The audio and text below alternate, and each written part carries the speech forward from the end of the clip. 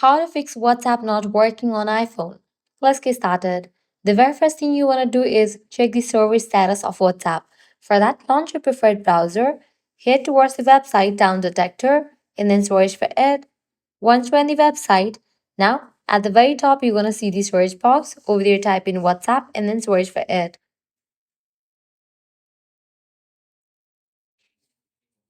If you find any outages for WhatsApp, you have to wait until the problem will be resolved. If there is no issue, you can continue with other solutions. Now, launch your settings, scroll down, navigate to the option of apps. From the list of the apps, find WhatsApp. Once you find it, open it. Enable for all these options, allow all the access to WhatsApp. Likewise, update WhatsApp to its latest version. For that, launch your App Store. Now, search for the app WhatsApp. After app appears, you will find the option of Open or Update.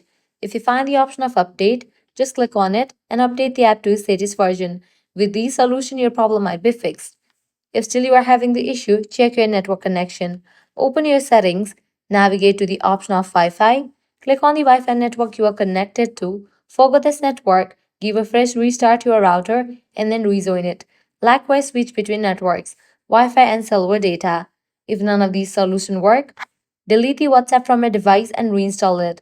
Press and hold on the WhatsApp, click on Delete app, click on Delete, launch your App Store, search for the app WhatsApp, and install it.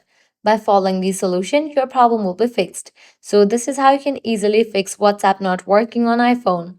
If this guide was helpful, do not forget to like, share, and subscribe to our channel. Thanks for watching.